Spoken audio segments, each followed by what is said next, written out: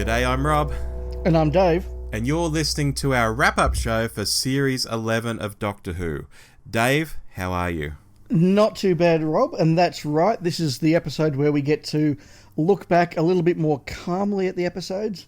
In previous reviews, they really have been hot takes, sometimes literally 10 minutes from turning off the episode to turning on the microphone. And this is the one where we get to look back, reflect, look at trends, change our scores a bit in hindsight, and also hear from you, the listeners. Absolutely. These are the episodes I look forward to each season because it just wraps everything up, and that's a nice thing. It is. So shall I kick off with perhaps a general comment then, Rob? Oh, please do.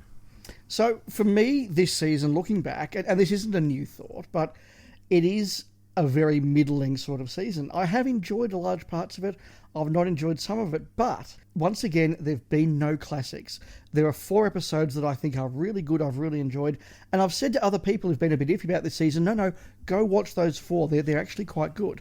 There are 3 that I think are kind of bad, but they're not in the same depths of a Fear Her or a Let's Kill Hitler or a Death in Heaven or something like that. Yeah. But the other thing we're missing as well, which I think makes this a very flat, if you like, season, is something like Love and Monsters that really divides fandom and can take people in different ways. I mean, the Frog episode maybe is that a little bit, but it's been very safe. It's not bad. I've enjoyed it, as I've said, but it is lacking that classic. Where's the Dalek? Where's the Empty Child? The Blink? The Listen? World Enough in Time? Yeah. Those sort of episodes. They weren't here. So it's missing the extremes at each end. Yeah, that's exactly right, because for me, going into this, I was very, very excited. I looked forward to seeing Jodie Whittaker make her take on the Doctor. I was looking forward to Chibnall taking over the series. You know, there was a lot of pushback on him saying, oh, look, he can't write for nuts. And I'm like, well, come on. You know, he wrote Broadchurch, and look, he wrote things like Countryside for Torchwood that were just fantastic. He can write when he wants to, and by God, he's been given his fantasy show here. He'll do great. And unfortunately, I sit here at the end of it thinking, well, the series was kind of mediocre. You know, it's not like the worst thing that ever happened, but gosh, I'm a wee bit disappointed by it. Yeah, and I'm disappointed as well because, as long-term listeners to the podcast will know, I really enjoyed Series 10. I thought it was the best series we'd had of the new series since the first season with Eccleston. I thought it hit some really big highs. It was fun all the way through. I did think that Moffat had just sort of pulled back a bit from some of his more Moffat-y stuff and was just giving us those good adventures in space and time. And I think that what Chibnall was trying to do here is give us good adventures in space and time. And I do appreciate that. And where it's worked, it has worked well, and I've liked it. But it has just been flat. Yeah, and I think as we go through the episodes now and sort of give our new reappraised scores, we might sort of tap into that a bit. And certainly when we get talking about the series as a whole, I know we will talk more about that. Absolutely. So do you maybe want to kick us off then with The Woman Who Fell Worth? Yes, The Woman Who Fell Down, directed by Jamie Childs and written by Chris Chibnall. This had a consolidated viewership of 10.96 million, the most watched Doctor Who episode ever. But of course they count them different to how they counted them in the past, so, you know, apples and oranges, folks. But putting that aside, Dave, this didn't rock my world. I don't expect debut stories to actually rock my world, especially ones that are rebooting the series and introducing all new characters and everything's new. So I cut it a fair amount of slack at the time in multiple areas. Looking back on it now, I think it's a charitable 6 out of 10 for me. For me, it was a very serviceable and very competent opener to the season. It actually did introduce the new TARDIS team very effectively. There were some lovely scenes. There were some really good moments in there, but it was very straightforward, very basic. It did its job well. I'm also giving it a 6 out of 10. I will snap on that. So the next episode was The Ghost Monument, directed by Mark Tonderai and written again by Chris Chibnall. Look, I'm very fond of this episode. I thought it looked good. It was a nice, simple adventure.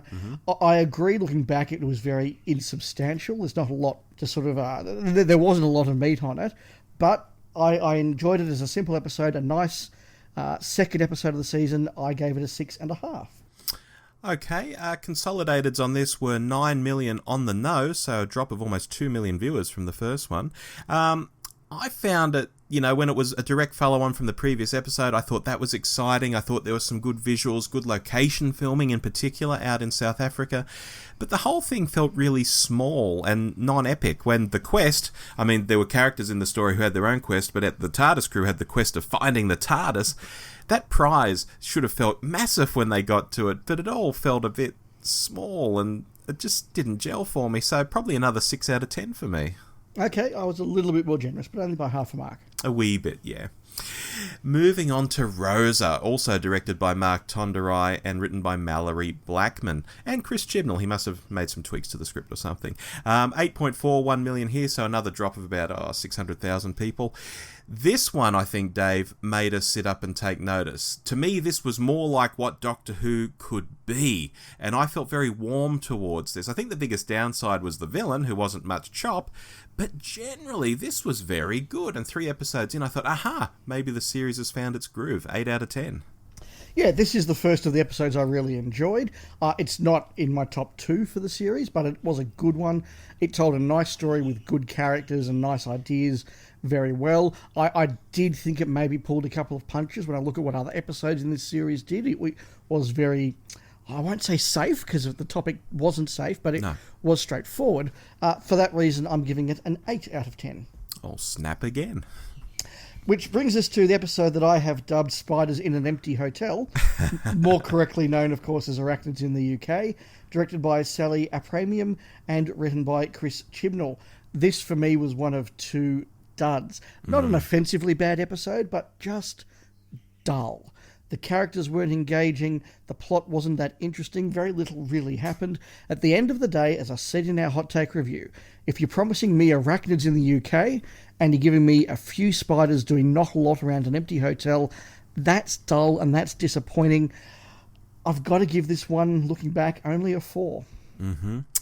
Yeah, look, Consolidated's on this 8.22, so only a drop of about 200,000 people this time around.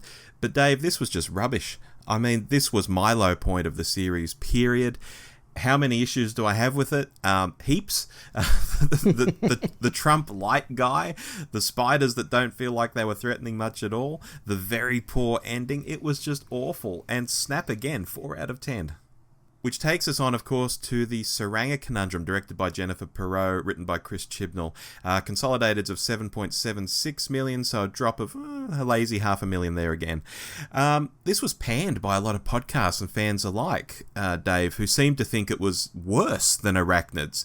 And sure, it wasn't great and had heaps of exposition and was generally very average, but I thought it was better than Arachnids, so I've got to throw a 5 out of 10 at it. I'm going to say it's as bad as Arachnids. I think in hindsight, I'm giving them both a 4. It had some nice opening, it had some nice visuals, but in the end, it was, again, just dull. It was lots of people standing around in corridors talking at each other with a villain who was ultimately phenomenally inconsequential.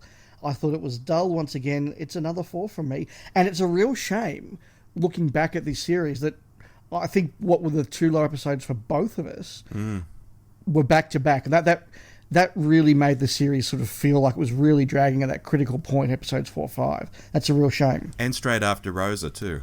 Yeah. It really started to make it look as though Rosa was the exception rather than the rule. Mm-hmm. Although it did pick up a lot in the second half of the series. It did. Which takes us to Demons of the Punjab, one of my 2 favourites from the season, directed by Jamie Childs and written by Vinay Patel. I'm giving this an 8.5. I look back at this one very fondly. Again, it looked good. The characters here particularly were well done, very well acted. The story gripped me a bit more than I was expecting it to. Some of the emotional set pieces were very good, Graham in particular. Look, not quite a classic, a little bit too insubstantial is too strong a word, but not having quite the depth that needed to be an instant classic, but one of the better 2 of the series, 8.5, as I say. Oh, absolutely. And Consolidated's here, 7.48 million, so a drop of just under 300,000. Another historical setting, Dave, and another winner, I think. I think we really started to note here on the podcast that the episodes that were written by anyone who wasn't Chibnall and going back in history were generally more interesting to us, and so it was here. I mean, there's some lovely stuff going on here. It's still not a killer ep. It's still not one of those episodes I watch and I think, oh my god, what have I seen? I can't wait to rewatch that. But I'd throw an 8 out of 10 at it myself. Okay, fair enough. Which takes us to Kerblam, directed by Jennifer Perrott, again with Pete McTighe, consolidateds of 7.46 million, so a very tiny drop from the week before.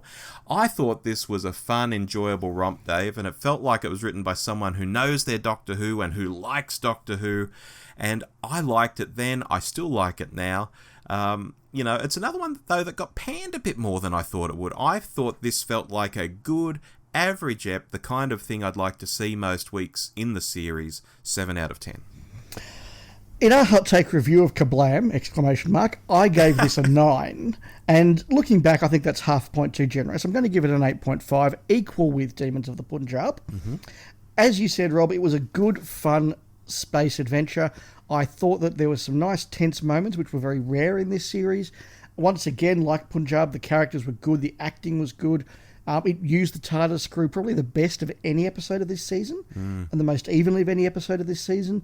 And again, it was interesting that these two were back-to-back in the season. This was a real high point, Demons of the Punjab and Kerblam, both 8.5s. Yeah, very good. The next episode was another that I enjoyed, the Witchfinders Pursuivant. Oh, sorry, just the Witchfinders, directed by Sallie, Aprahamian, and written on this occasion by Joy Wilkinson. This, to me, was very enjoyable to watch, particularly Alan Cumming. I think he's had a lot of praise from a lot of fans around the place, and justifiably so. Again, it was fun to watch. There was a lot of good stuff going on with the historical. It falls a bit behind the other historicals for the kind of silly and annoying, badly thought out, cliched mud monster thing at the end, which I didn't think was a good resolution, and for that reason I'm giving it a 7.5. It's just outside those top 3, but it is in the top 4. Okay, consolidateds for the Witchfinders of 7.21 million, so about 200,000 down from the week before. Dave, again, we were back in history, but probably not to the same success as the other two for me. It was still pretty good, although, as you say, the monsters and the effects for me in particular were a bit rubbish. Like Kerblam, though, this felt like a good average ep. If I was sitting there at the start of the series hoping that episodes would be like this week to week, I think that would make me happy. So again, like Kerblam, 7 out of 10 for me. Okay, fair enough. We're not too far off each other on these ones. I don't think so. Which then took us to It Takes You Away, directed by Jamie Childs, written by Ed Hime. Consolidateds of 6.42 million, so a big drop there of about 800,000 from the week before, crikey. But Dave, I really, really enjoyed this episode. I can't actually rate it higher than anything else in the series, but it's right up there with them. It just felt good. I really enjoyed the great ideas. Okay, sure, the frog was poorly executed in the way it looked, but not in the concept of a universe that wants to be friends and is trying to attract people to be friends with it. My God, that's imagination. That's Doctor Who. That's fun. So it's an 8 out of 10 for me. It was really good, I thought. I was slightly less taken with It Takes You Away than you were, Rob.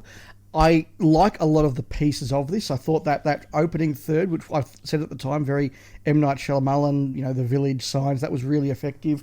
I would have liked it to carry on like that. The second, or the middle bit, was kind of interesting and had some really chilling stuff in there and lots of praise for the moths. I like the ending. I think it's a clever idea. I think it's a good idea. It's a Doctor Who idea. It is let down a bit by the realisation of the frog. And it does just not quite feel as though it's part of the same episode. So overall, there's a lot of good stuff, but I did feel it was less than the sum of its parts. And that's why I have to just give it a 7. That's very fair. And the final episode of the series, the Battle of Ranskoor of Kolos, and I'm glad I've got that written down. We'll talk about that in a moment. Yes. Directed by Jamie Childs, written as the final episode by Chris Chibnall. I was very down on this when we did our hot take review, and looking back, I really feel that my issues with it then were justified. Tim Shaw is not that interesting a villain, and I wasn't that excited to see him back. It wasn't helped by the fact that his role in the episode was to give very long exposition speeches in an almost unintelligible manner, whilst Jodie sort of sat there and didn't really react. And, you know, nice stuff with Graham and Ryan, some nice visuals, but overall just dull and not really well thought out and a bit of a mess. I'm not judging this as a Moffat or RTD style finale. I just want it to be a good last episode of the season. But if you're going to bring back a villain and make it a bit of a thing, it's got to be an interesting villain. And overall, look, it's not in the bottom 2. It's not a 4, but I do have to give it a 5. Yeah, look, that's quite fair. And I don't have consolidated ratings on this. I do, though, have the overnights, which were 5.32 million. So once we consolidate that, it may end up just under 6 million, perhaps, but we'll wait to see. It's probably another couple of days before they'll come out from the time of recording.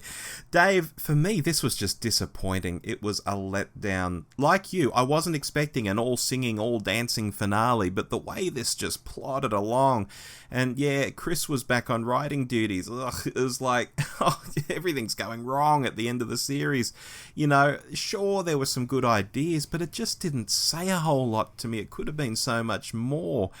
I feel that I'm probably even giving it a bit more than I should, but, you know, it was a 6 out of 10 for me. The series had gone down again from, you know, some of the 8s I've been giving it in more recent episodes. Yeah, this is very typical, I think, of the series, or representative of the series, in that a lot of the ingredients actually were kind of right.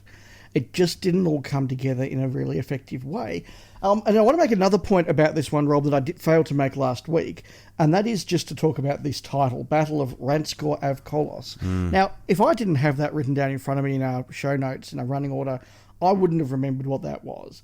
And football coaches always say to their players, if you're going to go out there and wear fluorescent yellow or fluorescent pink boots, you've got to back it up with a good game. Yep. And my view is, if you're going to go out and call yourself the battle of some strange alien world, you've got to be the Caves of Androzani. Yeah. And this wasn't the Caves of Androzani. Well, I don't think there'd even been a battle. I mean, there were these crashed ships, but they'd gone there one at a time with maybe 3 or 4 people on them. You know, I don't think it had even been a battle, Dave. No, exactly as there wasn't a conundrum in the Waitangi Conundrum. And nothing actually takes anybody away in It Takes You Away. Well, no, the girl thought there might be a monster, but there wasn't even a monster. Yeah, I get you. Yeah, and even, as I said, Arachnids in the UK was really just in, you know, one small block of one city. So, a little bit of work needed on titles, I think, next season, Mr. Chibnall. Yeah, I think so. Look, Dave, should we work out what our averages are then? We've just given all these scores. I know I've done the math here. Have you done your math? I've done my maths, and the answer I got was 6.5, which I think is very fair and very representative of the season. Well, you won't believe this, but snap, folks at home, we don't collaborate on these scores at all, but we've got the same here, Dave. 6.5 out of 10 for me too. Oh, wow. And do you feel that's fair and representative? I do, because this series has felt average. You know, if this was a school report, it would be a C. Maybe even a C-. It's not a disaster, but it's not great either. You know, it's possibly the worst of New Who. There've been no genius episodes, like we said. You know, no Blink, no Dalek, no Heaven Sent, no Doctor's Wife.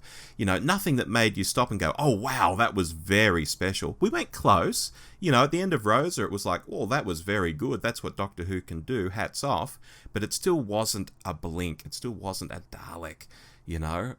So, yeah, I think an average for this series, 6.5 out of 10. Yeah, I think that's bang on, actually. Yeah, this... You know, you said there, Rob, that this was the worst of the new series.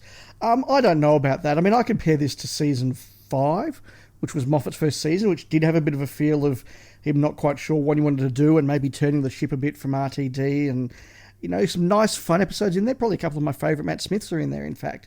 But overall, just a bit of a flat series. That's how this one feels. It's very different to something like a Series 6, which I can't stand. I don't like. It's by far my least favourite of the series. But I respect that Season 6 is doing some very deliberate choices, and if you like it, it's doing it very, very well. It's trying to be a thing and being that thing. This is just being a bit flat. Yeah, look, I can cop that, particularly when it comes to Smithy. I know you had a bit of a rough start with Smithy. Although I had a rough 3 years with Smithy, let's be honest. But, you know, when I look at Smithy's first season has Vincent and the Doctor in it. At the end of Vincent and the Doctor, that's one of those episodes where I'm like, good God, that was amazing. Yeah. You know, and even The Lodger for me, I know The Lodger is a bit, hit and miss with people, but that's a fun Gareth Roberts script. I really, really enjoyed that. In a way that I didn't enjoy anything in this series. So for me, Series 5 still has at least a couple of standouts. It also has Amy's Choice, which I know isn't most people's cup of tea, but I adore as well. So I'm a little more forgiving when it comes to Series 5. But we're not talking about Series 5, I know. No, it's going to be interesting how this series ends up in a couple of years' time. I can see it not being one that I'm desperate to go back to on a regular basis, but perhaps ending up something like a Season 4, which is one that I don't think he's brilliant. It's got some really good episodes in it, but it's a very easy season to just put on a quiet Sunday afternoon and watch. I could, for example, imagine myself putting on the 3 historicals from this one on a quiet, wet Sunday afternoon or a quiet evening and just watching them and enjoying them and not having to think too much. That's a compliment. It's not the best compliment, though. No, and look, I'll probably end up doing that one day in the future, but right now, I think, would I like to rewatch any of these? And I honestly don't have the urge. Even thinking ahead to the future, and what a future me might think, I don't have the urge. I know it might happen, but gosh, so I'm sort of damning it a bit when I say that. So let's keep going down this path and talking more generally about the series. One thing that I've noticed is that, first of all, the ratings for this series have been up. As you pointed out, Rob, there has been a drop-off. But that does happen with most series as they go on, although usually they pick up a bit at the end or there's a bit more spike. This trend was quite interesting. But there has been a considerable increase in the ratings compared to Peter Capaldi's last couple of years. And for a television series to do that in its 11th series and indeed its 13th year is something we have to respect. It has been moved to Sunday night, something that we were talking about way before it was cool to talk about that. Mm-hmm. And that has been a success. Jodie Whittaker's casting has been a success. It has found an audience. But what's interesting is I don't just listen to podcasts by fans of our sort of vintage who grew up watching the classic series. I've also made a point to go out there and follow on social media, be it YouTube or Twitter or the like, younger fans, 18, sort of 22, 25-ish, who have clearly grown up with the new series and see what their reaction is. And their reaction's actually been very similar. And what I think it is that fans of Doctor Who, in a very specific way, in that sort of sci-fi fantasy sort of element, I think have found this a very dull series. Whereas if you just want to be entertained for an hour on a Sunday evening, this probably is very successful. So I think it's not just not aimed, we've always said of past series, you've got to remember it's not just aimed at us old and crusty classic Doctor Who fans. I think this is very much not aimed at Doctor Who fans or sci-fi fans too much at all. And that's why it is getting a bit of a negative vibe from all different spectrum of Doctor Who fans. Yeah, it's interesting the kind of people who are united in this dislike for the series. I mean, you can go on YouTube and find all these Americans in particular making videos like, oh my God, the show is in free fall. It's dropped 500,000 here and 1 million there. And oh my God, Jodie Whittaker has destroyed Doctor Who. And, Yeah, and a bit melodramatic. Yeah, and I think, did these people look at the ratings for Capaldi? Like, Capaldi's ratings did exactly the same thing, and he was actually lower in terms of the consolidateds. Yes, I know they're counting them in a different way now, and maybe if they'd been counted differently, he'd have a few more viewers alongside Jodie. But on the whole, they're being very disingenuous, I think, with the way they're looking at the series. However, the series has been a rating success. You can't deny that. Yeah, exactly. However, there's also people out there like Ian Levine who said he wouldn't even watch the series, and clearly he has. He's not too happy with, X, Y, and Z about it. I'm not going to go through his post in any detail. But I look at that and I think, ooh, he's not wrong there and he's not wrong there. He doesn't miss there. So although he does rant and rave and says some pretty crazy stuff about the series, there's a lot where I'm kind of in agreement with him. So it's brought together all these disparate people, old fans, new fans. We're all seeing similar stuff, so it must be happening. Whereas the average general person at home who's maybe not a fan does seem to resonate more with this, week-to-week stories, no big arcs. maybe not a very brain-taxing kind of show. So is Chibnall a genius for doing that, or is it just luck? I don't know. Well, I think it shows what a genius Russell T Davies was, that he could do both the mass audience and the sci-fi Doctor Who fans. Now, admittedly, I remember at the time watching it, talking about it with friends, there were episodes and moments where we thought that's a little bit too close to soap opera and a little bit far away from sci-fi and the Russell T Davies era, but he basically kept everybody in the tent, and very effectively. So I think that's where Chibnall has fallen down a bit. Rob, can I just pull up and branch off for a moment into one of the things that Ian Levine did mention in his missive to his open letter to fandom? Yeah, of course. He brought up something that a lot of people have said, particularly the that sort of odious hashtag Not My Doctor crew, which they can go and have their thing. That's fine. I don't want to be associated with them. I think it's really quite appalling. But there's been this sort of thing about how Doctor Who's become lefty and politically correct, which I just cannot understand, and I don't see how they can justify that. Was there some moral messaging in this series? Yeah, sure, but what was that? Segregation is not good, kids. Racism is bad. Gender equality is a good thing. Religious extremism is not good for you.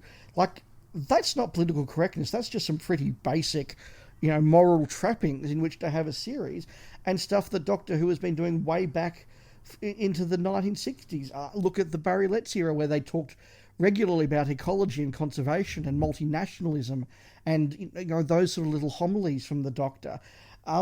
That's what Doctor Who's always done. This isn't extreme political correctness lefty stuff, and I say that as somebody who is not a fan of political correctness and is certainly not a lefty. No. I just thought this was Doctor Who being pretty spot on. I've got another point to make on that, Rob, but would you agree with me there? Oh, look, I absolutely agree, and it kind of worries me where some people's heads are at if they're thinking that it's really out there to say racism is bad or whatever. It's like, wow, where is your head at? Yeah, and the other thing is, I don't think that this is a deliberate sort of message focus from Chibnall. I mean, yeah, there's been a bit of a general vibe about, sometimes mankind is the worst monster and, we all need to like each other. That's not really a stretch when it comes to messaging. And I say that because a lot of the messaging has actually been quite clumsy.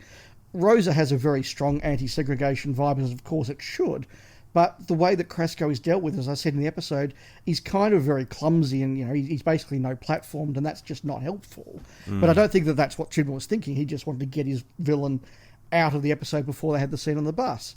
Another conversation, Rob, we had with a few of our friends in the Australian podcasting world during the week was about some of the messaging, or perhaps unfortunate messaging, in the Battle of Wherever It Is, where you have these two religious people who think their god has fallen to earth, and they go and worship and follow him, and their god's commandments are go and destroy 5 planets and wipe out billions of people so we can build a weapon to wipe out billions more. Yep. Now, surely, no matter how devout you are, if your God starts saying, what I want you to do is wipe out billions of people, a normal person would say, you know what, maybe you're not the God I should be worshipping. Maybe there's a problem here. I don't think Chibnall was making a point there. I just think he missed all those sort of points. So I don't think there is a strong, intense message in the series, because most of it's too clumsy to do that. Yeah, look, I completely agree with you on that. And when I first had that idea thrown at me, I thought, oh, of course you're right. I didn't pick up on that in the hot take at all. But as soon as it was pointed out to me, I thought, oh, of course, that's quite right. Religious extremism, they're being asked to do this. Oh, wow. And look, maybe Chris Chibnall, as you say, didn't pick up on it either. Because I don't see how he could have. No, but there's a very interesting sort of strand about this story, Can we perhaps move from there, Rob, to a bit more of a general discussion about Chris Chibnall and the way he's put together this series? Because the ingredients should work, but they just don't quite seem to. And I'm going to put forward my view, looking back now, that this is a bit of a series put together by a committee. And it's that classic example of the horse that's put together by the committee and ending up being a camel. And I particularly feel that way looking at the Doctor and the TARDIS team. Now, we'll talk a bit more about Jodie in a moment, I'm sure, but I just don't think the TARDIS team all quite worked. And it feels like they've sat there going, well, okay, so if we've got a female doctor, then that means we can't just have another female companion. So, I know, let's do something different and have an older guy. But we then need an audience identification figure, so we'll have... let's have two. We'll make one black and one Muslim. It's sort of ticking a number of boxes without really just organically putting together how they felt this crew should work. The one exception, perhaps, is the Graham-Ryan relation, but how much of that, I wonder, is actually down to the actors rather than the script. But all in all, it just hasn't quite worked for me as a group. Yeah, look, that's exactly right. This is a TARDIS team that feels like it's maybe one member too many. But, you know, we noted in our episodes that in each story, they did find things for everyone to do. It wasn't a case of, oh, Yaz has got a headache and she's back in the TARDIS. Everyone was still given things to do, but it still didn't work. And that was really frustrating, because I feel that what Chibnall had plotted here for the series probably looks great on paper. It probably looks like an amazing series on paper, like let's do some space eps, let's do some historicals that we haven't done in this way before, let's do some episodes on Earth. I think the balance is there, and the TARDIS team sort of makes sense on paper. As you say, it's a new kind of doctor. It's an old white bloke and a young man of colour. It's a young woman. Everything's there, but it just hasn't worked, and oh God, that's frustrating to me, Dave. I partly agree with you, Rob, but I'm going to disagree on a key point, and that is that it could have worked, because I don't think anybody really expected a 4-person TARDIS team to work. Every time it's been tried in the past, it hasn't quite worked, particularly in the 1980s. Even the Dr. Jamie, Ben and Polly, there was superfluous material, and that only lasted a couple of stories. Back in the Hartnell era, it was there because literally they had to have half the crew on every set so they could change between them and allow people to go on holidays for a week at a time.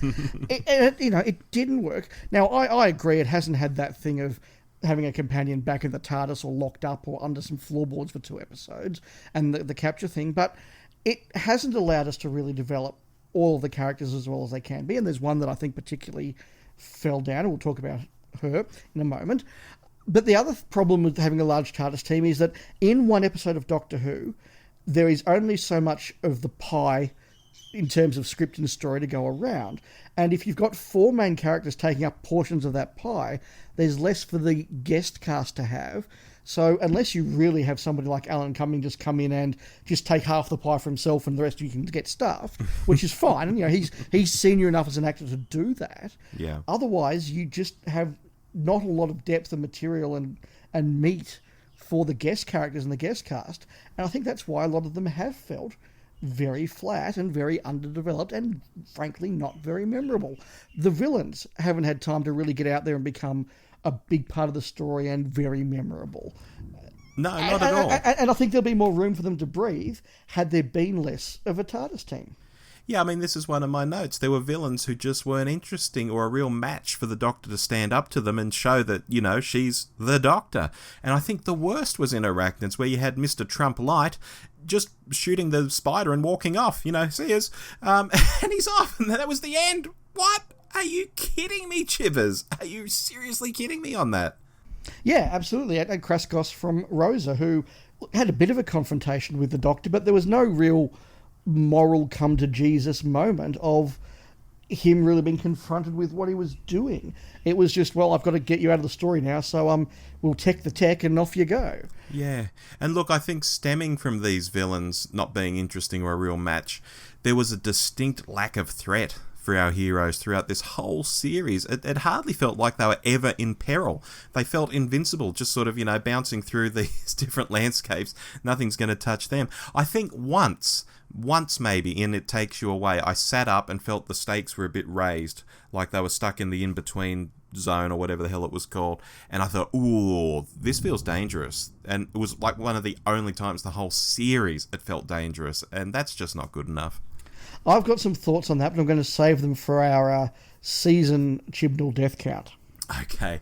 Well, then, just another quick note on Chibnall before we move on probably to Jodie or something. I just feel sorry for Chris, to be honest, at the end of all of this. I think he likes to write dialogue. That's what made Broadchurch so very good. People would sit around in this town and talk about stuff like, oh, my son's been murdered and who did it and where was this person on the night of blah, blah, blah. There's very little action and it works a treat. It's very talky. but it just doesn't work in Doctor Who. And I think one of our complaints episode after episode is that, this is just too talky, there's too much exposition. And I think that's got to be laid at Chibber's feet. He seems to think that if it works in other parts of his career, like Broadchurch, it's going to work in Doctor Who, and it just doesn't. It really doesn't. Yeah, two points on that, because I do broadly agree with you.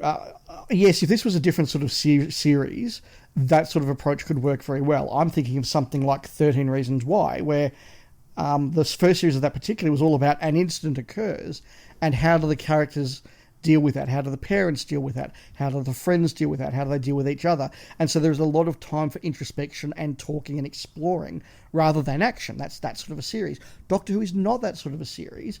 It is in part action-based. Not an action-adventure in the way that a movie starring The Rock would be, but there should be some action and adventure in it. The second point is, yes, look, I do feel a bit sorry for Chris Chibnall, particularly, of course, because of that famous interview of him in the 1980s lecturing Pip and Jane Baker about how to write Doctor Who. And, yeah, I think that's particularly unfortunate because at the end of this series, I think it could have, I think a couple of episodes could have done with a Tetrap walking around or a Vervoid or something, or the Rani. Well, wasn't one of his complaints that they were all just about running up and down corridors, and something like Tsuranga Conundrum is running up and down corridors? Yeah, that is very unfortunate. Shall we perhaps dovetail there as well onto the comment that some people have made that this is Doctor Who written for kids, which is a defence I've seen made in a number of corners of fandom. And I really repudiate that, because Doctor Who, when written well, it should be absolutely accessible for kids. You look at the Barry Letts era, very much for the slightly older kids. The Hinchcliffe Holmes, Tom Baker era, where they overtly said, this is for a smart 12-year-old. And they were smart stories. And as a kid, I still got into them. I maybe didn't appreciate every nuance and subtlety of them, but I still followed them. Invasion of the Dinosaurs is a great example. Part of me was excited by cool dinosaurs. Part of me understood the whole concept of Operation Golden Age and what they were trying to do. And that's fine. And as I got older, I appreciated more of what Malcolm Hulke was writing in that. If this is written for kids, then it's done in the worst possible way. You don't talk down to kids and simplify for kids. You give them real action and adventure and Daleks and Cybermen and Sontarans and a few lasers and interesting plots. Kids are not stupid. No, not in the slightest.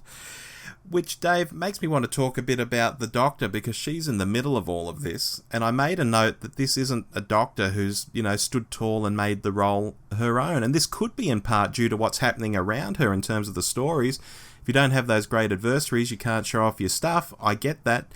But it just doesn't change anything if you're not getting those good stories or good adversaries or whatever. And we're not getting these big, exciting episodes. And shall we talk about Jodie Whittaker? Yeah, as I've said many times, I came into this completely blind and neutral as to Jodie Whittaker. I hadn't seen her in anything that I remembered in the past. It was a very fresh performance. I can see that she's a competent actress and she's dealt very well with the material. But I haven't felt that she's really had those big, juicy Doctor scenes to show us what her character is. And I don't feel I know her character. I think that she hasn't been cast to be a woman. She has been cast because she was the best person for the job in Chibnall's mind. And that's a good thing. It shouldn't be just, okay, go find me a woman. It should be, find me the best person. And they found a woman. And that's fine. That's worked actually quite seamlessly. It hasn't been on the nose at any point. Maybe one line in the series has been on the nose about her being a female Doctor. That's good. They haven't really used it much either. That's okay. But who is Jodie Whittaker? Who is the 13th Doctor? If I said to you, describe the 13th Doctor to me, I would really struggle to answer that question other than using very generic, bland Doctor language. Yeah, look, I might throw a childlike in there. I might throw in a, caring and kind, but all the Doctors are caring and kind. Yeah. So, yeah, you're right. It gets very generic very quick. Yeah, and that's a shame. There are moments of real power and authority from her. I think her best story probably was The Witchfinders. And one of her worst, unfortunately, was the Battle of Wherever, where I just thought she was all over the shop in that and failed to land the real dramatic moment. I mean, compared to other Doctors sort of facing a season big bad, it just fell down. I'm not writing Jodie off because there has been good stuff, and overall I've enjoyed her, but I hope next season she really gets some real character stuff and I get to see a lot more from her, because at the moment she's just there. Yeah, look, for me, Dave, flat out, she's disappointed. And I hate saying that because I wanted to really like her, but it's the truth as I see it, at least. And she's been given some ropey material and lines to work with, I know. But here's the thing. I think Matt Smith was given some really dire stuff in his era. But I came out of most Smithy stories saying, well, that story was, horrible. But Matt was amazing. And with Jodie, though, it seems she's never really stood up and shone in spite of the material like Smithy used to. And that's really surprised me because she is a good actor. And I thought good actors can do this sort of thing. But it's like she reads the script and thinks, oh, okay, it wants me to do this. And she doesn't stretch herself. She doesn't seem to want to play it any other way. She's just reading what's on the page and that's it. And it's not coming across well. And I know people don't want to hear this sort of talk because it's the first female Doctor and it's a new era and all of that, and they're very excited. But I sit here as someone who's more than comfortable with the thought of Jodie as the 13th Doctor on paper, but what she's done on screen to date has just left me cold, unfortunately. Do you think her not being a fan of the series has hindered her in some ways? I hate to say it, but yes. Particularly when you compare her to Tennant and Capaldi? Yeah, I hate to say it, but yes, I think they knew what would be good and what would work, whereas she's just kind of throwing stuff out there and just, as I say, going with what's in the script and not really adding that essence. Even Smithy, who wasn't a fan, went back and watched, a lot of old episodes and fell in love with Troughton and tried to bring in a bit of Troughton into his performance and things. And Jodie not deliberately not doing that, I think is maybe to her detriment. Yeah, and I think she's probably thinks she's in a Harry Potter movie. Well, I did do the Expelliarmus gag an episode or two back. And that's sort of been rattling around my mind as well, that maybe that, not knowing Doctor Who, she sort of pitched it there. I don't know, that's a very unthought of thought. Look, wonderful, quirky moments, and nice moments, particularly in Witchfinders, but can do better. Absolutely can do better. Shall we get positive now? Because I want to talk about our two teams for this series, Rob. Mm-hmm. From the very start, you were Team Bradley or Team Graham. I was Team Ryan. Let's just say, I think almost universally, in fact, probably universally, Bradley Walsh has been praised in this series. Yeah, I mean, well, what can you say? Our peers in the UK made this sound like it was a really dodgy casting choice at the time, in much the same way that they slated, say, Billie Piper. She's just a pop singer, she's going to be hopeless. Or Catherine Tate. And I look back and I think, wow, what have these three people got in common? They've all become really, really beloved characters in the series. And indeed, Rose and Donna still have their detractors. I mean, when it comes to Donna, I'm one of them. I know I'm the minority, that's fine. I don't think I've seen any Bradley Walsh detractors at all. No, so out of the three we're talking about, he's streets ahead, even of two really popular characters. So it's been really interesting to see. I mean, aside from an ep or two where he seemed a bit sidelined or a bit bored, he's been a real rock for this series. I haven't seen anyone criticise him, Dave, no. The thing that I think has really helped Bradley as well is he's got some of the best lines and the best moments. He gets to be the funny character or the witty character. He gets the human moments, wondering about a sandwich. He's had, let's face it, probably the big emotional moments of this series have been given to Bradley. His conversation with the brother that's about to go out and die in Punjab. His seeing his wife again in the one with the frog. He's actually had better material than Jodie has. Yeah, you're probably right there, Dave. In fact, I think you are right. And he has, to his credit, absolutely kicked it out of the park. The other person I want to really praise is Tosin Cole as Ryan. He hasn't had nearly the universal praise that Bradley Walsh has, but I've been really impressed by this young actor in this series. And what impresses me about him is that even when he hasn't been given good material, Tosin is always looking for ways he can improve the show. Reactions he can give, things he can do in the background, little quirky things he can have. Sometimes he's a little bit silly. That I really like. I'm really impressed by him. And I think he's been a great addition to the TARDIS team. And I'd like to see a lot more of him in the future. And particularly the relationship between Graham and Ryan has been the one really successful part of this series, and I cannot praise that relationship enough. Yeah, he seems to be an actor who thinks about his character and thinks about what he's doing and what else he can bring to the role in maybe the way that I haven't really thought that Jodie is doing that at all. You know, you think of the start of Rebel Without a Cause and James Dean, you know, lying on the ground. You know the bit I'm talking about? Yeah. And I think that was just something impromptu that he thought, I think my character would do this. I think he'd just lay down and start doing this. And it's that kind of stuff that I think Tosin does bring to the role. I totally get what you're seeing there, Dave. And look, to talk about the character, I think he started off quite interesting. You know, he had dyspraxia, and, you know, would that be a thing? It's a really nice nod to disability. I know we said on the podcast, well, I in particular said, let's not make it a really big thing, like, let's not play it up, but it's nice that it's there. But as time went on, the dyspraxia sort of went out the window. He became a bit more comedic. He's sort of the audience identification figure, but generally a second fiddle to Graham. So in the end, yeah, not as great a companion as Graham, but certainly streets ahead of Yaz, who I'm sure we'll talk about next. But I guess that's not saying a whole lot, you know, when Yaz has been a bit lost, but maybe I'm jumping the gun there. No, I agree. He has been the audience identification figure, and he has been a lot of fun to watch. And he's also had that wonderful impetuous streak that is typical of young men of his age, and that's been really good to see. Yeah, exactly. And look, I just mentioned Yaz, so let's get on to Mandip Gill. I mean, poor Mandip. You know, we're introduced to her at first. She's on the job. She's a police officer, or at least a probationary police officer. She's solving a problem with her brain. You know, it's a bit funny. There's no fisticuffs involved. She's clever. And then she meets up with Ryan. There seems to be some potential here. They know each other. But I guess with Bradley and Tosin paired up for obvious reasons, Mandip then generally got paired up with the Doctor, who'd be just spouting exposition non-stop, or maybe with a guest cast member, and always felt just a bit sidelined away from the rest of the team. And of the three companions, it's no big reveal to say that she was the least used, the least interesting, and sadly she won't be going down in history as a great Doctor Who companion, period, I don't think. No, I don't think so either. Sadly, far too often, she was given the straight person role of, what's that, Doctor? Oh, who are you? What are you doing? That sort of thing. And just sort of giving us bit of exposition. She gets paired up with Lee Mack in Kerblam, and she's the one who basically just gives Lee Mack someone to exposit to. Mm-hmm. And that's unfortunate. And the other thing is, look, Mandip Gill is a perfectly good actress, and when given scenes, when given lines, she has risen to the material perfectly well, and I have no problem. But unlike Tosin Cole, I don't think that when she has not been given dialogue, she's been able to put in that extra layer to her performance.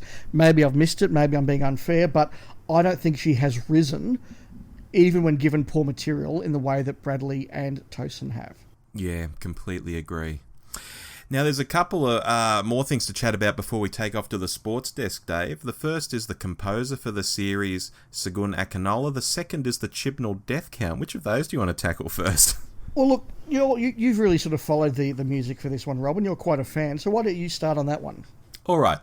Segun Akinola. I think we said almost every episode of our show that the music has been quite good in this series. And good in the sense that it's generally unobtrusive and it sets the mood rather than, you know, being all, ta-da, here's a big tune, folks, you know, da-da-da-da-da, you know, and that's a nice change. And I don't think I need a change back to the big tunes anytime soon. I'm really enjoying this. I think it's been quite good, even in episodes where we've been nonplussed with the story or the acting.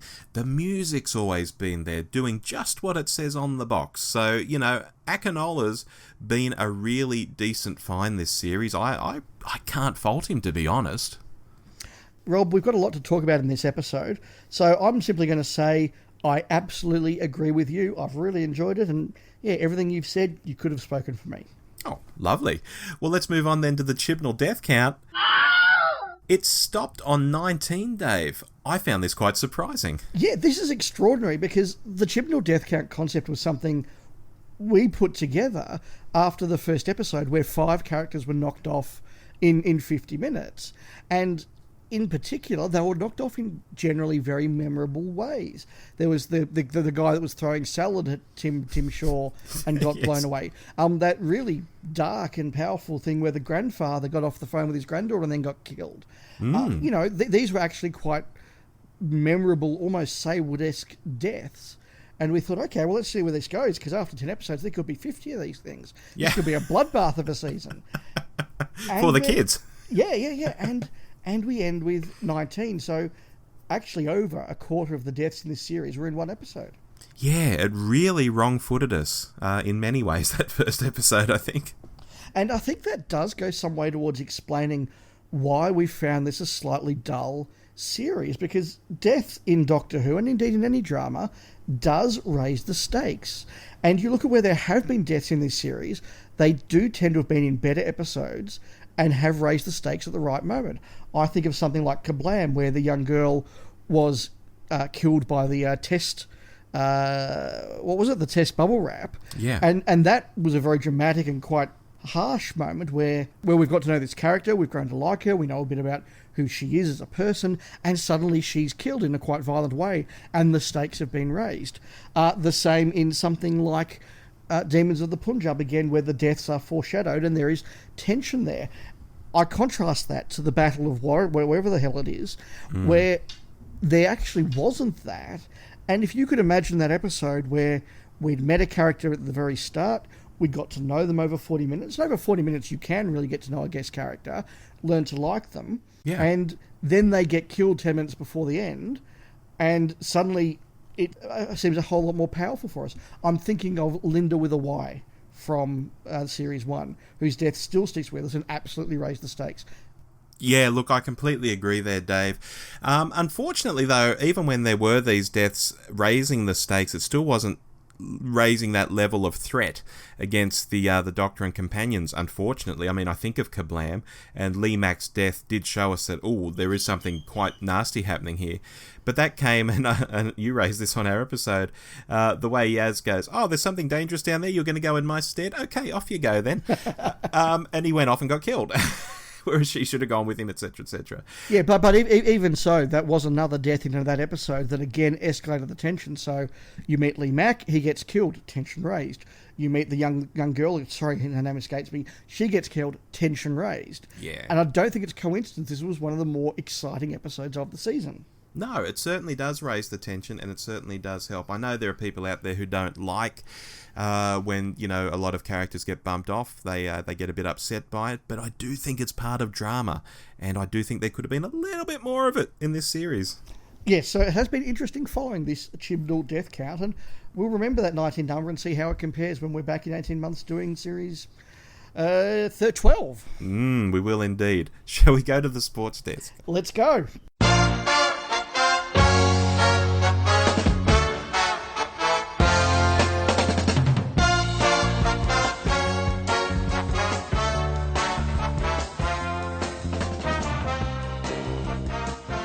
So for the final time in 2018, we are at the Sports Desk.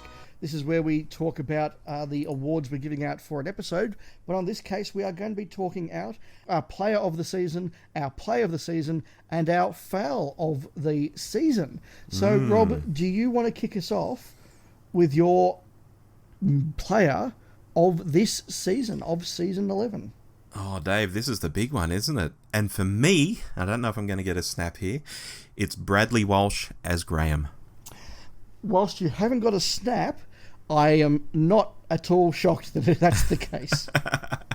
I mean, listeners, even if you've never heard me talk on this show before, but have just been listening to other Doctor Who podcasts, perhaps, or looking on social media, this would still be no surprise, because pretty much everyone out there says the same thing. We were talking about this earlier. He was just great. He was funny. He was warm. He was real. He's the anchor that the TARDIS team relied on, literally and figuratively, episode after episode. I called him the Ian of the TARDIS team in an earlier episode of this show. I stand by that. At times, Bradley Walsh has been the only real high point in the episodes. So to me, this was a no-brainer of an award. Yeah, I'm not shocked. I came very close to giving my award to Bradley Walsh as well, but I am going to give it to Tosin Cole as Ryan. Okay. The reason being, I genuinely was tossing up between those two actors/characters, and whilst I thought Bradley Walsh did a lot with, very easy material, he was regularly had the ball passed to him and he kicked goals, absolutely. I thought Tosin Cole did a very good job with a more difficult role and with a harder task, and that's why I wanted to recognise him, and I'm very comfortable doing that. I think the two of them have been the highlight. What we need to say, of course, Rob, is I was tossing up there between two characters for the player of the series, neither of them was the Doctor, and yours wasn't either. No, Jodie didn't figure into my calculations at all, I'm afraid, Dave. Yeah, that's very, very disappointing. Yeah, look, and in the weekly shows, I've even given her the MVP of the week at times, and in particular in that last one, it was more of an encouragement award than anything else. So, look, she's been trying, she's done some interesting things at times, but when it came to the entire series looking back, she just didn't factor at all. And for the Doctor to not figure as the most important person in their series, yeah, we've got some problems there, I think. We do, but very, very high praise for Tosin and Bradley from us. Massively so. Which leaves us, Dave, with the play of the series and the foul of the series. You've got the lead here, so I'll let you pick which one you want to do. Look, let's do the foul and then finish off on a positive. Okay. My foul of the series is the battle of wherever it was that I can't remember. You're really down on this one. I really am. This, to me, had a chance to bring home the series in a solid way, but actually ended up taking all the things that annoyed me from all the other parts of the series. Long walking along in the middle of nowhere, doing not a lot.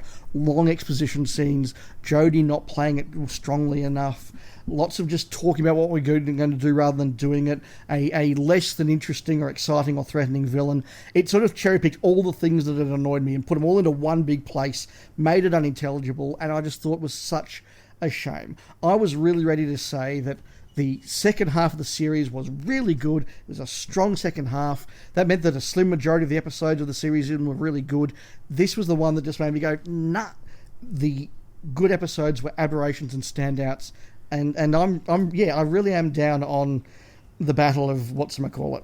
And what happened at the end of the series, Dave? Chris Chibnall came back. The episodes before it that you really liked weren't Chris Chibnall episodes. Yeah, look, I'm trying to avoid being that blunt, but yeah, that is true.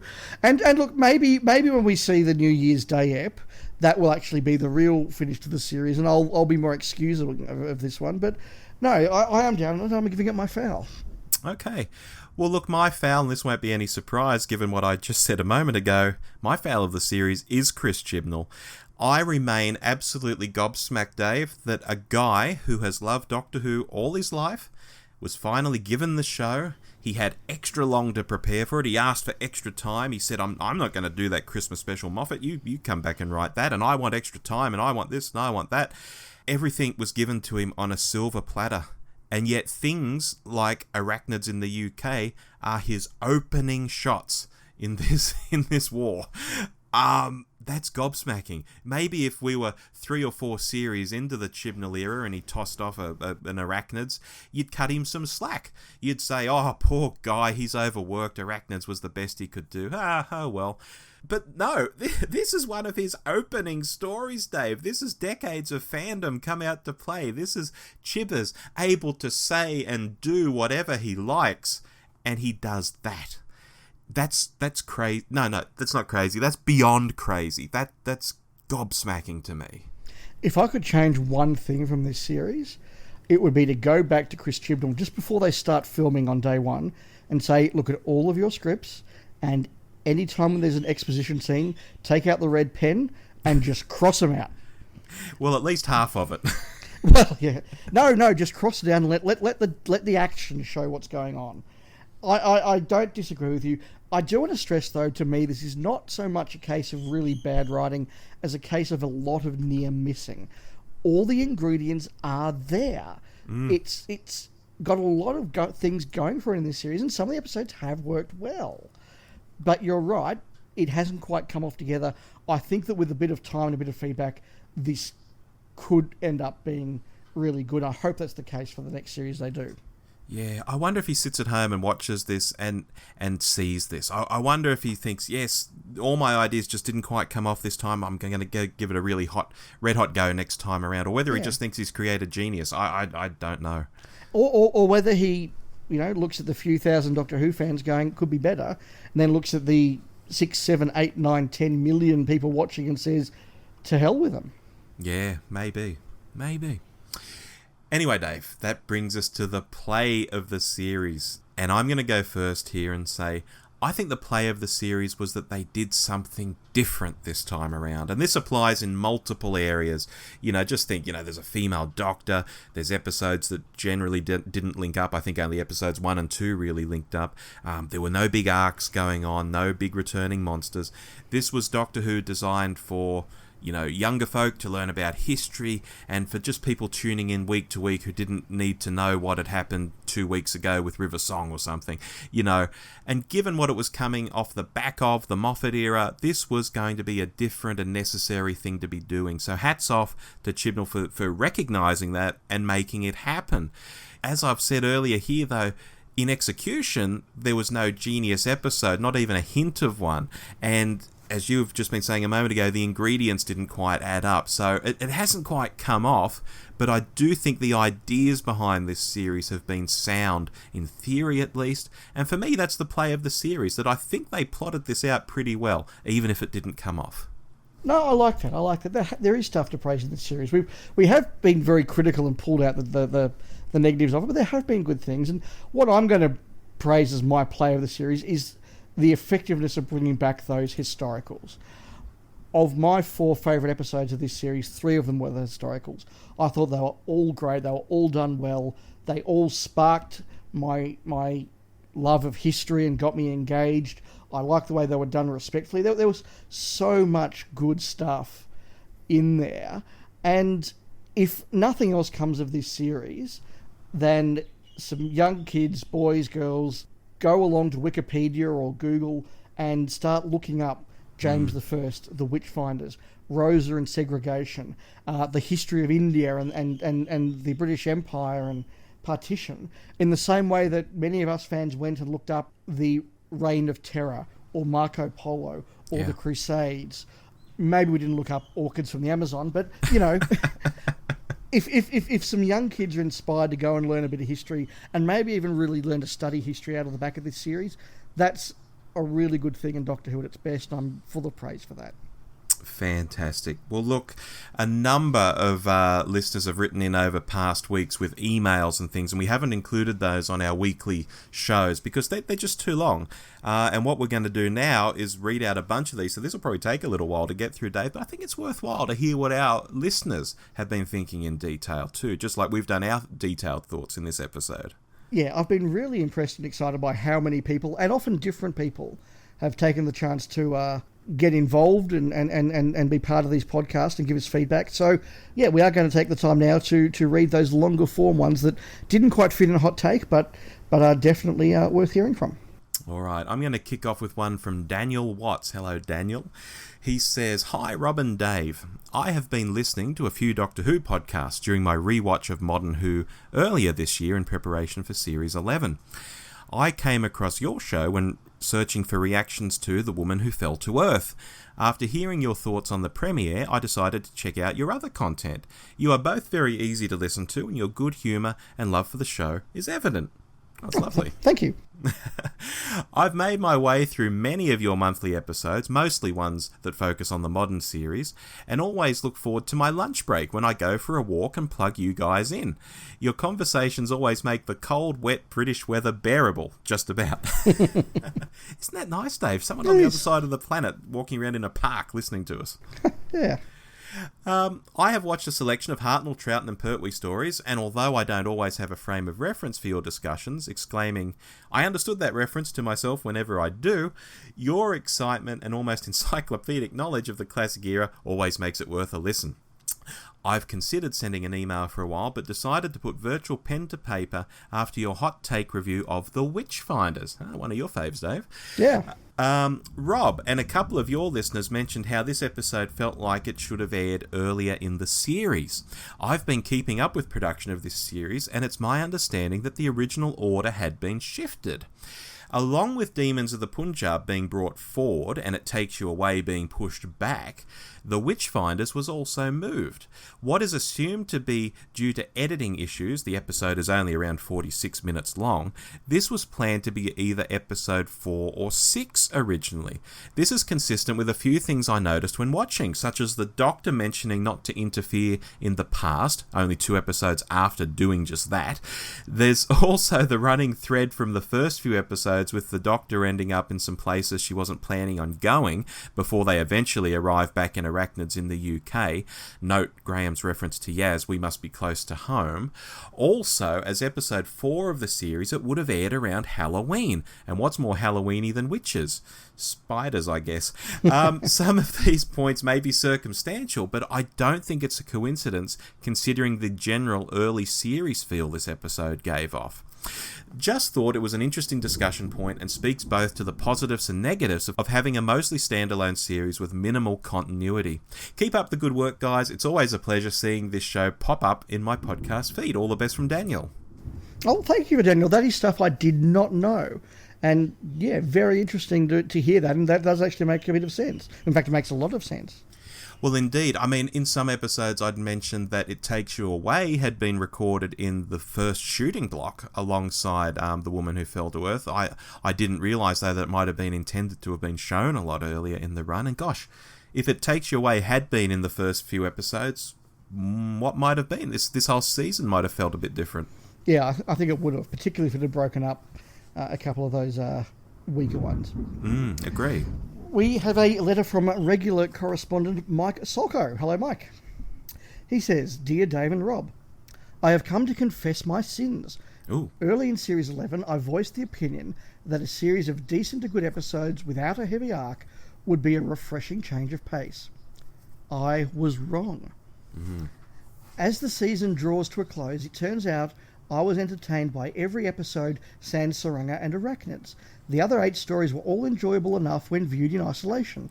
As a collective whole, they are tremendously disappointing.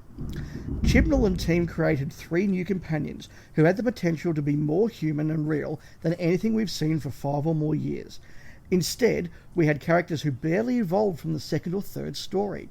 Aside from Graham facing off with Tim Shaw, was there any moment this season where the companions had to make a significant choice? This is most evident with the character of Yaz. We all seem ready to love her, but the scripts generally had her showing as little character as Nyssa, just happy to be along for the ride. It's a discredit to the character and the actress. I'm still a New Adventures edgelord, which, Rob, you have the definition there of that for those of us not from the continental America. Yes, Dave, an edgelord, particularly for our American friends, is modern slang describing a brash provocateur on social media. Okay, I'd not encountered that one. So Mike goes on, I'm still a New Adventures edgelord at heart, so it's safe to say this series was a bit too safe for me. Where was the consequences of anything? There is a tremendous character arc in plain sight that could have led to tension among the companions and the Doctor. The Doctor's willingness to let Tim Shaw live had consequences far beyond Grace's death. Does no one look at the wreckage strewn across Ranskoor of Kolos and wonder, are we responsible for this? I'm not saying they are, and I'm not saying the Doctor should kill baddies, but it would have been a very human take for at least one character to have. The Doctor strapped a pair of explosives to a bloody planet in the finale, and we didn't get much more than a funny expression. These are things that could and should have weight and instead got breezed past. And Dave, she also gave Graham and Ryan laser rifles and some grenades and said, here, have at it. Yeah. That was a bit weird. And even lampshaded. It was very odd. Yeah. Good pick up there, Mike. I'm still thankful for episodes like Demons of the Punjab, The Witchfinders, and It Takes You Away. The first 2 stories were enjoyable enough for a series finding its footing. While Rosa had some excellent moments, I fear the Back to the Future 2 shenanigans aren't going to hold up over time. The rest of the series is entirely disposable, and that's too bad. Here's hoping we get a Series 12 with character growth, story depth, and a Doctor faced with real dilemmas. Thanks, Mike. Really great email, Mike. And interesting to see that, Mike says, look, in isolation, 8 of these episodes, yeah, they're fine. But when you try and think about it as a series, not so good. I think that's a really interesting point to make. Yeah, I like that point. Okay, moving along, David Clark, another regular correspondent with us on our hot takes. Hiya, Rob and Dave. Just watched episode 9, and we are nearing the end of the series, and I would say that overall, it's been a 7 out of 10. I've enjoyed Jodie as the Doctor, and I've been Team Graham since episode 1. He has just got better and better. That 7 out of 10 just off our 6.5, Rob. It is. It is. So yeah, David Clark, I think you're on track with us there. The writing has been definitely better when it hasn't been Chris Chibbers, which is weird when you think Broadchurch was brilliant. Yeah, exactly, Dave. I think maybe it's trying to get the balance right when it's an audience from kids to the old fogies, when Broadchurch is just for adults. The look of the show has really excelled. Just no more dodgy frogs, please. Yeah. Yeah, Series 12, I think, should be different stories each week again, but also a story running through. I think we may be in need of a proper Dalek story or classic Cyberman. What I'm trying to say is get the kids back behind the sofa. Anyway, it's not a lost cause. We just need some proper evil baddies and a threat and the Doctor kicking ass. Ass? I'm going to say ass. Cheers, guys. Great show. Have a good Christmas. Look, thank you for that email. And yes, it's another person who's, didn't think the series was as good as it could be, but can see the potential. And we're not sitting here kicking this thing. I think a lot of us are saying there was some good stuff. It just should have been better. Yeah, and it's only a few tweaks here and there. It's like that guy, Dave, on YouTube who has re-edited The Last Jedi. And he's worked with all the footage that everyone hates about The Last Jedi, but he's actually cut a lot of the scenes. Ivan Ortega, that's his name, Ivan Ortega, has cut a lot of scenes into stuff that just works beautifully. And you think, look, that content was there all along, but you just trim this and you trim that, and my God, it's so much better. It's amazing. Go and watch Ivan Ortega, people, if you've not seen him. He is a genius. I'll have to have a look because I actually really quite like The Last Jedi, so be interesting to see if I think it's an improvement. Okay. We have an email here from Peter Deadman. Hi guys, great show as always. What can I say about Series 11 is that it was neither as good or as bad as the opposite sides of the spectrum made out it would be and is. On paper, it was a fine experiment, a soft reboot with a female lead, an approachable team in the TARDIS with a new showrunner and some different directors and writers. In reality, though, it's been merely mediocre. There has not been a brilliant episode I've loved, or one which has shocked or astounded me. There is no episode I'd point to as a classic I'd want to rewatch. But there's also no episode which utterly annoyed, frustrated, or irritated me. All of Moffat's seasons had episodes I absolutely hated for their contrivances, the too clever circular plot arcs, and the smug references. This season had nothing which fundamentally annoyed me, like Kill the Moon or Let's Kill Hitler, an episode which made me stop watching Doctor Who for a season. Wow. It's just been in the middle, neither bad nor good. I actually stopped watching for half a season with Let's Kill Hitler as well, so I'm very in sync with this email so far, I've got to say. Interesting, yeah, okay. He goes on. That's a problem since a fresh start and new blood should have taken risks, should have been brilliant. To be merely okay doesn't bode well for this grand experiment. For the cast, I think the Doctor was fine. I didn't like the idea of a female Doctor. This need to gender swap characters to spice them up has rarely worked well. However, I was willing to give it a go, and she's not terrible, but she's not great either. I think she lacks a clear persona and true presence on screen. She'd certainly be in the lower half of all the Doctors. Yaz, why was she in this series? We kept waiting for her to do something, and the writers kept giving her nothing to do. The actress is likeable, but she felt the fourth wheel in the team. You've got the female perspective with the Doctor, and she's ended up doing almost nothing of note. Echoing what we were saying before there, Rob. Yeah. Ryan has been very good through the series. He gave a good perspective on things, and his chemistry with Graham has been spot on. Very happy with him. Speaking of Graham, he's been my most valued player of the series. Yay! Not only has he often got the best lines, but I feel he's the best actor of the 4 regulars. I don't know Bradley Walsh from much, but I really liked him in Law and Order UK. He played a sympathetic, experienced police officer there, very similar to Graham, but different enough that you don't think they're the same person. And what's next for the show? Over a year without a series is a sure way to be forgotten. The amusing, disingenuous comment from the BBC that because there was a New Year's Day story, 2019 wouldn't be completely without Doctor Who, just underlines that the showrunners knew they have to explain why it takes them 18 months to do 10 episodes. Sure, it's a complex show, but there's been other shows like Game of Thrones or the DC Marvel ones which have put out seasons yearly. By 2020, will anyone come back except the diehard fans? Maybe. And then if Jodie regenerates, do they keep going with another woman or switch back to a man? They're going to cop flack whichever they do, probably so better to cast on talent rather than demographics. This has turned into quite an essay, so feel free to cut it down as all manageable for the show. No, it's all gone in, Peter. Yeah. Keep up the good work, guys, from Peter. So look, thank you for that. I agree with a lot of what he's saying. Yeah, and look, we've spoken about making 10 episodes a year and how it's not actually hard. Chibnall signed up to this job. Chibnall asked for extra time to get the series in gear. Once those stories were written and in production, he should have been thinking about his next bunch of 10. They should be lined up. They should be recording them by now and, ready to be churned out in the second half of next year. The fact that that's not happening and he just needs more time, no, that's ridiculous. I find this, unless it's actually the BBC in the background saying, look, there's just not the money, we've got to sort of have these gap years very regularly now.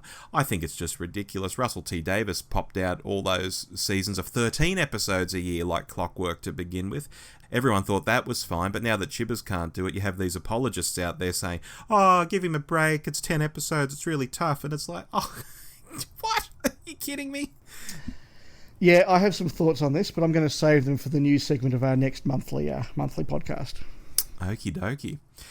We now have an epic email, Dave, from Shane Rofe. I may need to have a toilet break during this one or go and have a beer or something. Shane, thank you for your email. There is a lot in here and it's worth reading, but gosh, it's long. Hello again, and a very Merry Christmas, Happy New Year to you both and your listeners and subscribers. To Rob and Stephen. Steve, of course, Dave, hosted one of our monthly shows and a hot take in recent times. Yes.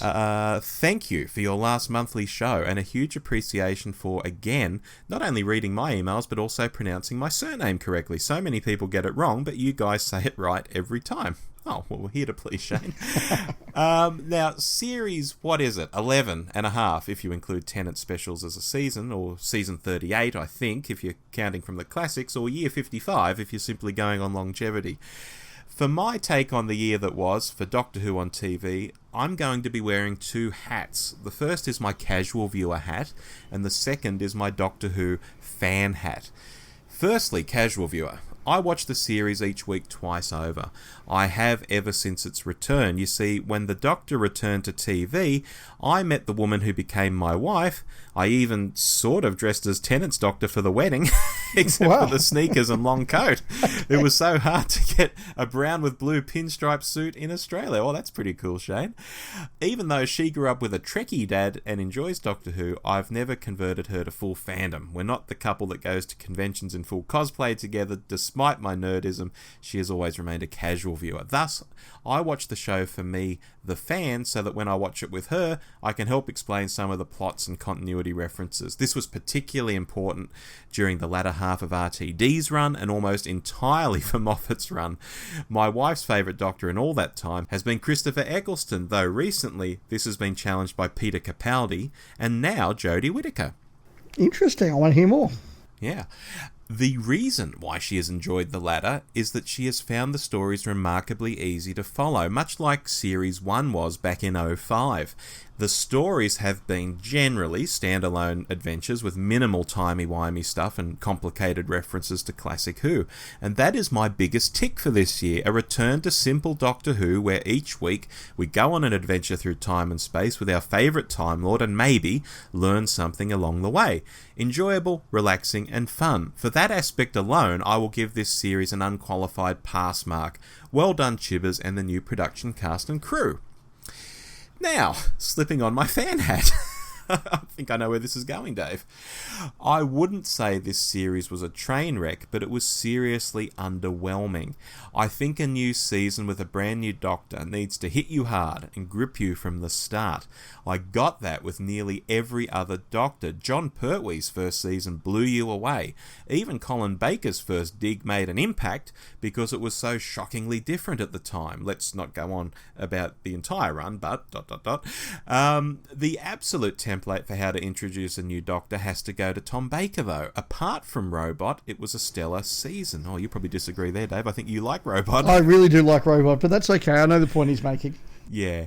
At times, I could almost see that this year too, but not how it should be. Production-wise, this season was superb. Like Season 12, the visual look, the sets, the scope of Series 11 was astounding. But story-wise, oh dear. I really, really liked each story, apart from Arachnids, and yes, that includes Susandra Conundrum, question mark, that's Tsuranga Conundrum, yeah, it's a difficult one to remember some of these titles, and the finale too, but none of them I would consider to be classics. There was no Genesis of the Daleks or Earthshock amongst them, but thankfully there were no Twin Dilemmas either. Or for New Who, no Dalek or Blink, but no Love and Monsters either. I'm sorry, but I have to blame Chibnall. I had such high hopes after watching all of Broadchurch, but he didn't quite land it. Before that, the only one of his stories I liked was 42, so I had been nervous going into this season. I think, as showrunner, he needs to step back and be the producer. I loved many of John Nathan Turner's concepts, but I'm happy he never penned a story. Just because you're showrunner doesn't mean you have to be the head writer, surely. I did really like his overall view of the series and the direction he wants and wanted to take it, but his stories are just a tad weak, to put it politely. And yeah, I think that dovetails with a lot of what I've been saying, at least, Dave. Yeah, I think it does too.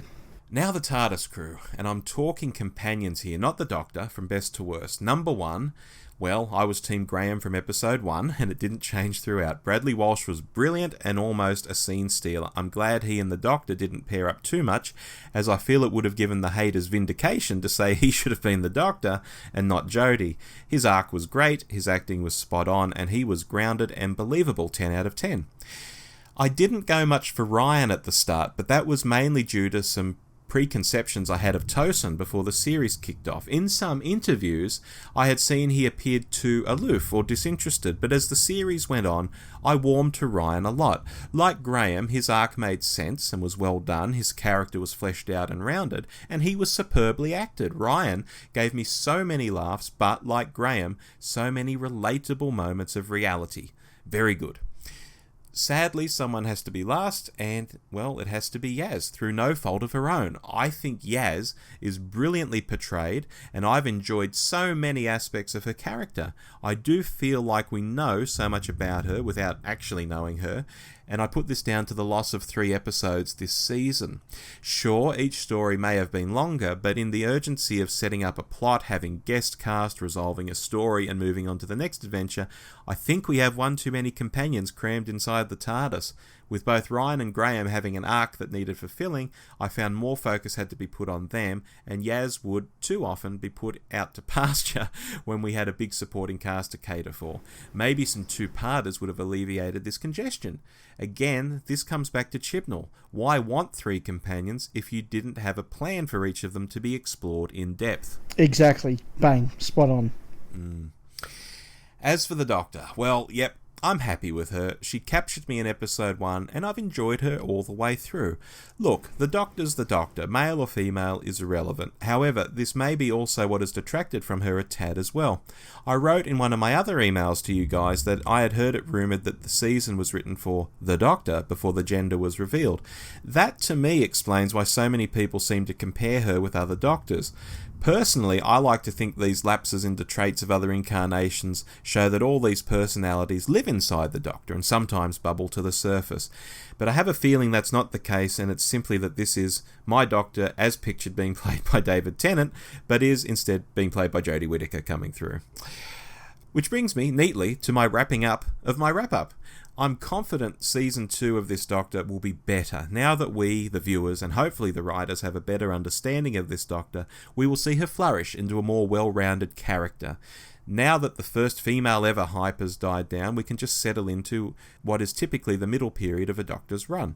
If Chibbers could just step back and run the show, leaving his writers to flesh out the stories, and I know he won't, then next year could be awesome. I'm sure we've all heard the rumours that both he and Jodie are thinking of leaving already. Well, I say I have no problem with a showrunner going after only a couple of years, but a Doctor has to do a minimum of 3.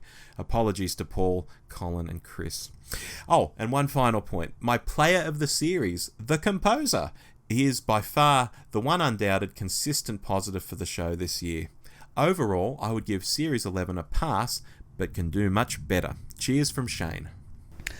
Well, thank you, Shane. A lot said there, and I think a lot of stuff that actually we agree with, Rob. Yeah, look, he doesn't miss, and I think it does dovetail with a lot we've said in this episode and the past 10 episodes. Agreed. And our final email is a shorter one. This is from Ben PM. Thank you for writing in, Ben. Howdy. I've enjoyed your takes on the 13th Doctor, but I definitely think I've had more enjoyment out of this season than you two gentlemen. Firstly, this is the strongest TARDIS team we've had in a long time. I love Bill Potts, but she was one character. I loved Amy Pond and Rory, but some of their plot lines were a bit mental. Graham, Ryan, and even the underutilised Yaz are characters that I buy into very easily. The way they gel reminds me of a classic Who more than any of the new Who teams, and that is a good thing. They aren't too twee or cocky, and for the most part they feel like real people, which is an achievement in this context. You know, I'd agree with that. It really is compared to a lot of new series companions. He goes on. Secondly, the whole season has looked incredible. I recently purchased the 50th anniversary box set, which, while looking pretty, is a kind of nonsensical collection, but I digress.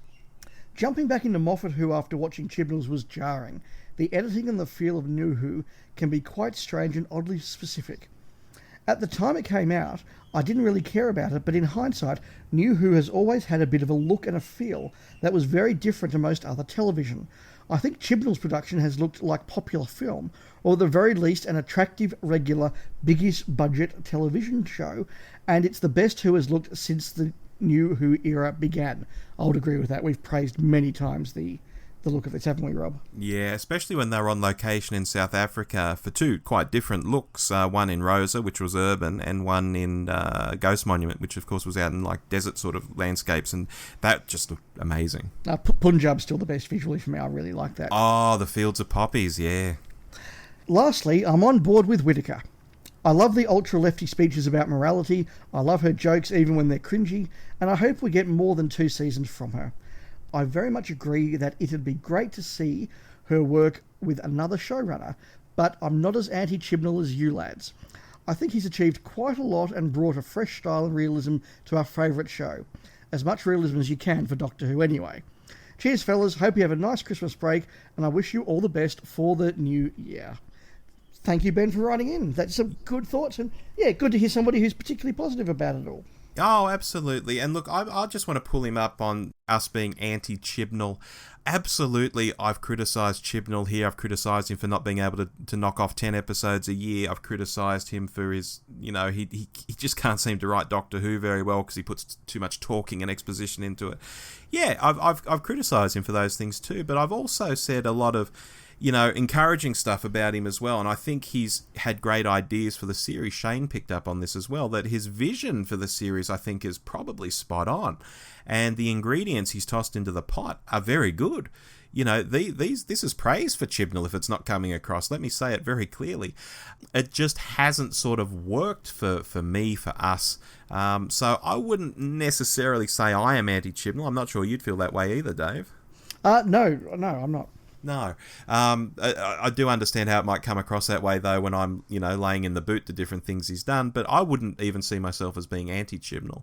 I think he's got it all to play for in the next season. He might pull it out of the fire. Who knows? Yeah, I actually suspect he probably will. Yeah. Well, we live in hope. And look, we're going to see on New Year's Day him doing something different, possibly with an old enemy and things, but maybe I'm getting ahead of myself there. Yes, possibly. Which brings us to, we will, of course, be back to talk about the New Year's Day episode, which we'll be doing as part of our next monthly episode, Rob. Yes, come and hear us talk about Resolution, as it's called, or maybe it's going to be called Resolution of the... Maybe that's its full title. We'll be back on January 2nd. Normally, our monthly episodes, that is, drop on the final Sunday of the month, which is December 30, but we're holding it over so we can talk all about the New Year's Day special. Damn you, Chibnall, if you'd done it on Christmas, we could be talking about it on December 30. No, look, that's fine. So we will be out a week later, and we'll have our regular mini topics. Our main topic will, of course, be the review of that episode. And we've got a lot of news we need to talk about, I think, Rob. Oh, there's been all sorts of stuff happening, and yeah, look, I won't get into that now, obviously, but yeah, we've got a lot to talk about yet. It's been a fun 10 weeks talking New Who and Series 11, but there's a bigger Doctor Who universe out there to be getting back into, I think. Yeah, absolutely, and I'm looking forward to that. Before we go, I just want to make a couple of plugs. I have had the privilege of guesting on the 42 to Doomsday podcast's annual Christmas special, which I really enjoyed doing, and look, we had some serious discussions and some fun discussions. We talked about everything from Terry Nation through to the 42 to Doomsday Fan Wank of the Year Awards. And so keep an eye out for that. It'll be out probably a week or so after this episode is. They're a lot of fun, those episodes, those Christmas ones with the 42 boys. Yeah, I enjoy doing them. The Blake 7 podcast that I do with my friend Richard, Spacefall, is continuing. We're into season 2 of Blake 7 now. And with the Goodies DVD box set now out, look, if you haven't had a chance to go back and listen to the Goodies Pirate podcast, please do if you've got those DVDs. But to celebrate the DVDs, we are recording 4 commentary tracks, and the first of those will be out fairly soon. So if you were a subscriber to the Goodies Pirate podcast, please make sure you still are, because episodes will be hitting your feed very soon. Or if you're just a fan of the Goodies, go look up the Goodies Pirate podcast on iTunes and see what you think. Brilliant. But look, we've spoken for long enough. That's it for Series 11 until New Year's Day 2019. Yes, until then, I've been Rob. And I've been Dave. We'll see you next time. Bye. Bye.